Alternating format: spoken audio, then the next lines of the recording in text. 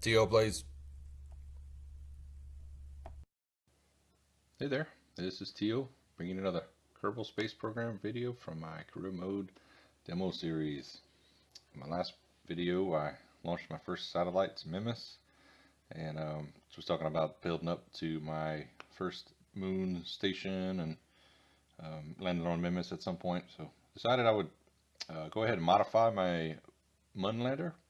So when I build my orbital station around the Mun, it'd be nice to have a lander that's reusable, and I can send it down to the Mun to different biomes and bring science experiments and research back up to the station. So I'm going to go ahead and modify my Mun lander and call it Mun Lander 2.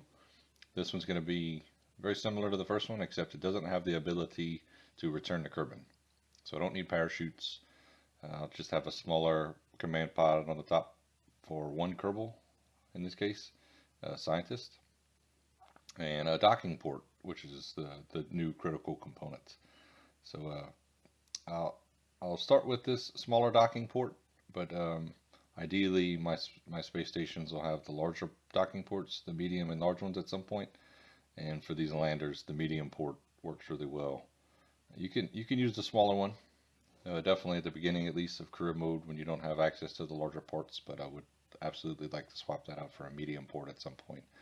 And typically I get to the point where virtually none of my craft use the smaller ports unless I'm working with really tiny crafts for some reason.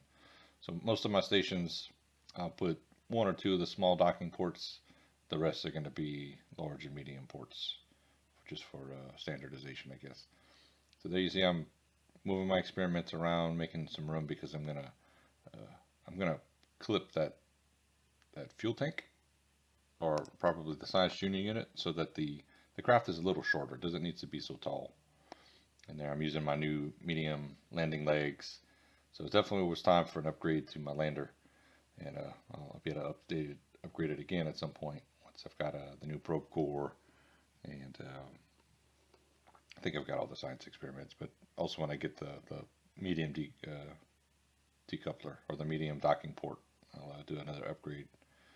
So this is a Mun lander design that I've used before. Pretty reliable. It's got enough fuel to land and get back up to orbit and dock with the station. I'll also need to add some RCS. So there's my monopropellant fuel tanks. I'll probably have to check my center of gravity. Put some RCS thrusters on the center of gravity. You can either put it directly around the center of gravity, or you could put two sets of thrusters equal distance from the center of gravity. So typically I'll just put it right on the center, especially if my craft is small enough that I don't need two sets or 8 thrusters. So because I'll be going to the Mun for the first time with access to these surface deployed science experiments, I'm going to go ahead and figure out how I'll attach them. Here you just see me playing with the idea of either stacking a few of these little ones, maybe attaching one of the circular ones. The little ones only hold 3 experiments, and the circular one holds 9. So checking I'm looking at my center of gravity. I'm debating mounting 3 of them radially or all 3 of them on one decoupler. Definitely decide I'll swap out the smaller ones for one of the larger ones. That's going to be more convenient, easier to click on just one as opposed to 3 and trying to remember, did I empty the top one first or the middle one or the bottom one. This way I'll just have one storage unit to select. I'm not even sure why they included, I guess just to give us more port options, but I almost never use the smaller experiment storage unit because I typically need to bring more than 3 components. You gotta power your surface experiments, and sometimes you need a means of transmitting the data depending on how far away you are from Kerbin. So for each experiment, I typically bring one of the power units, and then you need your control panel. So as you can see, I can easily fill up the larger experiment storage unit. So if I attach it to the side there, it doesn't move my center of gravity too much, but I'm deciding I can actually just attach it to the top it's not a decoupler. It's a always get the names of those confused. But the top port, I can attach my storage unit to it, and when I land on the moon, I'll use my experiments, and then I'll decouple that a top docking port and ditch the storage unit because I don't need it, and I'll be able to use my docking port then to dock with the space station around the moon. Also realized I don't have a probe core on my lander, which I would definitely like to have. Anytime I'll fly it without a pilot, I'll want a probe core on it. Unfortunately, I don't have the larger diameter, more advanced guidance unit, so I'll have to use the smaller, less advanced probe core. But it'll do the job of controlling the craft. It's not going to make it so easy to do maneuvers and rendezvous, but it'll suffice for now. So I'm sure at some point I'll upgrade my Mun lander, make something even more advanced, maybe more snazzy looking. But this one's not too bad, and it functions pretty well. So there's my Mun lander. Next would be to build the orbital station. So let me go ahead and take a crack at my first Mun orbital station. When you're building an orbital station, you got to consider what's the function and the purpose. And the purpose of this one is definitely going to be to collect science experiments from the surface of the Mun and conduct research. So you have the option when you go to a planet or a moon and you do run some experiments. You can transmit those experiments back to Kerbal. You can bring them physically back to Kerbal, or you can load them into this mobile processing lab and conduct research. So the processing lab, it's a little 3-story habitat. If you change your camera view, you can look inside. It's 3 little levels for the Kerbonauts to float inside. And you have to put a scientist in it for it to work. And you can put 1 other Kerbonaut, so you can fit up to 2, and one of them needs to be a scientist. When you load it with experiments, it takes time, but that scientist will convert those experiments into more points, more science points. And I say time, it takes significant in-game time. So all of these little missions around the moon, around the Mun and Minmus, they take days. Like the Minmus trip was it something like 8 or 12 days? I forget. It's in the magnitude of days and months, whereas or days and weeks. Traveling to the outer planets, however, that's months and years. So what I like to do, I go around Minmus and the Mun with an orbital station. Even Kerbal, you can collect some science around Kerbal and load it into the lab. Get your lab full of science. It can only process 500 points at a time before you have to transmit those points and conduct more research. If you get them full of science, conducting research, when you go off and you do your later missions to outer planets, these science labs will sit back and continue to do research while you're gone. So when you come back to the Mun, and you come back to Minmus, and you click on your lab, it's full of science ready to transmit back to Kerbal. So another option would be, if you only were interested in doing work and doing missions around Kerbal and Minmus, you could just time warp if you wanted to. You could speed up time for months and years, but I tend to just leave them full of science to run their research, go and do some missions around Duna and other planets, and when you come back, these things are ripe for the picking, ready to transmit their science. So it doesn't actually take a whole lot of trips to other planets to unlock your entire technology tree anyway, but still fun to see how much science you can get. So that's what this station is going to do for me. I'll fill it with experiments that I've run on the surface of the Mun, and it probably won't take but 1 trip down to the surface to fill this lab up.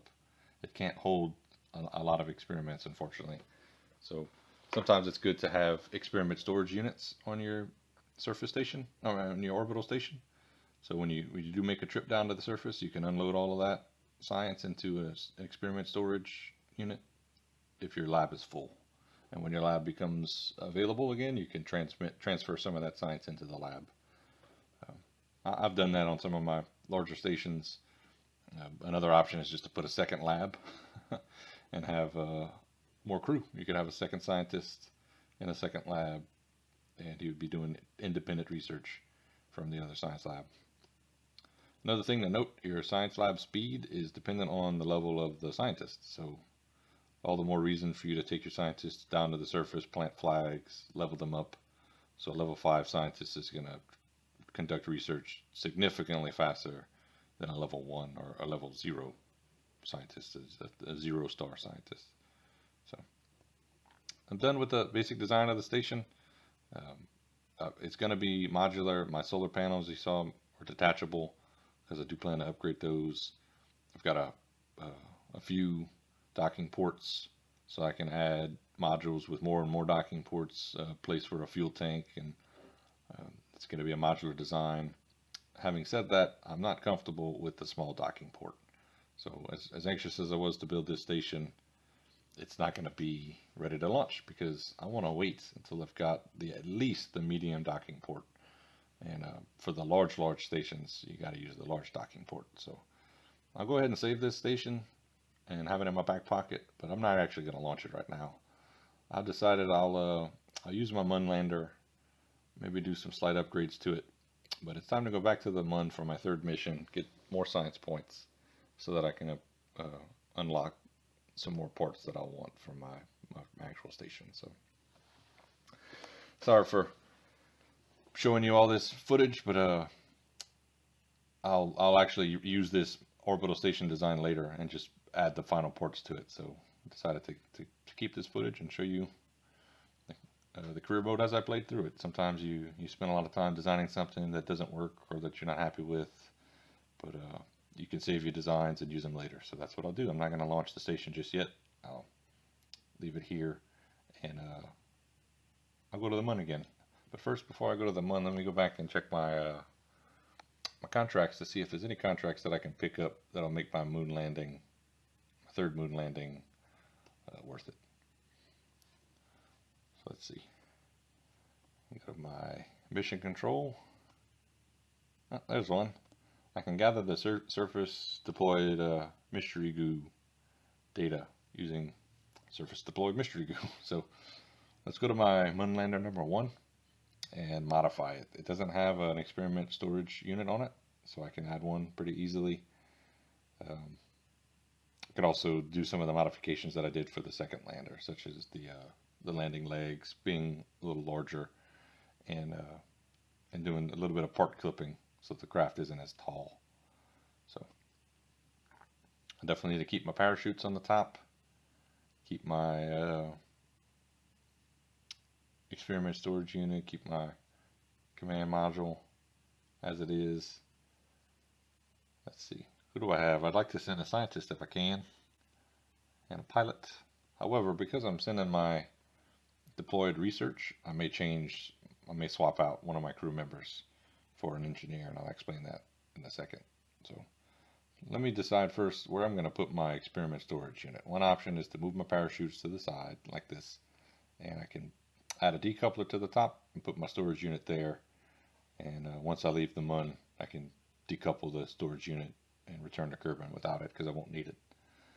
But I decided I've got my large parachute. Let me put a large parachute there, and instead I'll use my part clipping trick from my other design. And then having narrowed or shortened the total height of my craft, I can make up some of that height with the experiment storage unit. So this time I'm clipping the Science Junior unit into the fuel tank, and I'll go ahead and add my storage unit on top of it. So the craft didn't get any shorter, but at least now I've got a whole nother component there that I could use to store my experiments. So as I was saying, these experiments all require power. So there's 2 power options right now. I've only got one of them unlocked. I've got the solar panels unlocked. So if I use an engineer to deploy those solar panels, the panels output more power for some reason. So when I do when I'm ready to launch the mission, I'll probably select an engineer as well as a pilot.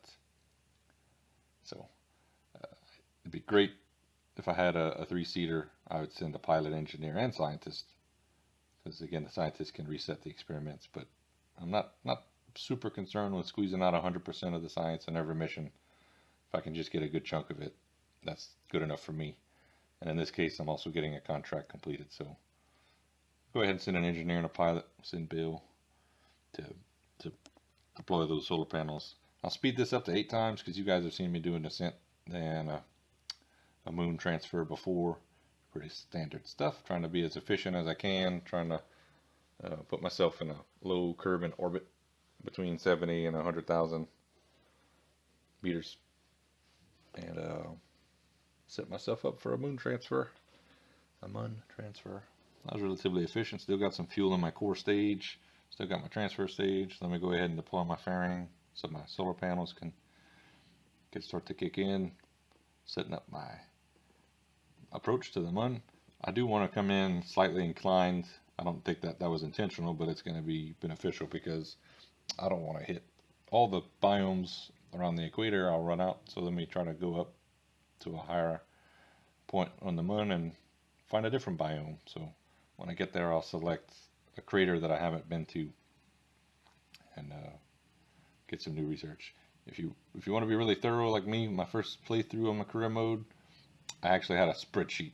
Obviously, as a nerd, I had a spreadsheet with all the different biomes listed and the science experiments listed. And I was trying to keep track of which biomes I'd been to and at least which biomes I'd done the most science in. And I would avoid those on future trips, obviously, trying to maximize my my value. So here I'm just time warping. We got a nice inclined orbit, so the planet's moving around under me. And I'm time warping until a new crater appears close enough to my orbit. And there's one. I'm kind of adjusting my trajectory so that I'll land clearly in the middle of that crater, which I've never been to. So, typical landing. You want to slow down just enough so that you'll impact, and right before you impact, you want to make sure you're slowing down early enough, depending on how much thrust your engine has. This Terrier engine's got pretty decent thrust, so long as I'm coming in, I guess less than 2 or 100 meters per second by the time I'm at this rough altitude, I'm pretty comfortable. You can do what they call a suicide burn if you're really confident in the design of your craft, but I don't have any mods installed that allow me to calculate suicide burns, so I'm usually pretty reluctant to tempt fate unless I'm using quick save, which you can do. You can quick save in orbit and then get your collision course set, and then just at different time intervals experiment with 100% throttle burn at different altitudes. And at some point you'll get it pretty close, but I've got so much fuel that I don't mind coming in nice and slow. Maybe slowing down a little too early. It's not a big deal. So you guys have seen this before. I'm going to run my experiments, do an EVA, hop out and collect those experiments, plant my flag. Main difference in this mission though is I've also got some surface deployed science to show you for the first time, I think. So I use my engineer for the power sources. The pilots can deploy the control panel, no big deal, but you want your engineer to deploy the science units. I'm sorry, the power units. The scientists can deploy the science units. I believe they get a bonus to the science points. I don't think the pilots give any bonus for any of the deployed science or power sources or anything. So, a little bit tedious, especially since the Kerbals walk so slow, but here you see it kind of sped up. I'm going to go ahead and deploy everything. You just have to set it down on the ground, roughly in the vicinity of everything. So none of the components have to be physically touching. There's no wires connecting anything. It's all through magic that the power sources connect with the science units and the control panel, and everything works together. Thankfully, all of these experiments are linked to the control panel, so the control panel is the point that you would access to control all the experiments on the ground here. You don't have to go to each of them individually in the map once you're trying to find something. If you're in the map screen and you're looking for this site, just the control panel appears on your map, which keeps it uncluttered, which is nice. So there I'm just checking my experiments, seeing that everything's powered. And I'm going to go ahead and set my last component just because I have it, whether or not I need it. Making sure I've done my surface sample and EVA report. And I like to check the EVA report to find the name of the biome, because I'll put the name of that biome on the flag. so that I know that I visited this site before and I know the name of the biome. Now you see I got my contract completed, so ready to get back in my craft, head back to Kerbal, and see how much science I've got so that I can unlock some more ports. All I need is that medium docking port, and I should be good to go. Ready to come back to the moon with an orbital station next time. So, time to load back in. I like to put myself back in an equatorial orbit, unfortunately, because I'm leaving at such a high part of the moon. I'm not going to be in an equatorial orbit, so when this happens, I'm not nice and equatorial. What I'll do is leave the sphere of influence of the moon or the planet and do a second burn from there. You don't have to do that. Obviously, I could have set up a maneuver node that would have put me back on a course to Kerbal, but it's quick and easy enough. I'll just leave the sphere of influence, burn retrograde until my periapsis is nice and in the atmosphere, and then a time warp. I don't like to time warp to the periapsis. I time warp just before it, so that I've got a little time if I need it to load up any science I forgot to. Yep. Now I'm coming in. You've seen this splashdown before. Hope you got something out of this video. Can't wait for the next mission. I'll go ahead and build my orbital station and put it in orbit. Appreciate you tuning in, and I will see you soon. Thanks.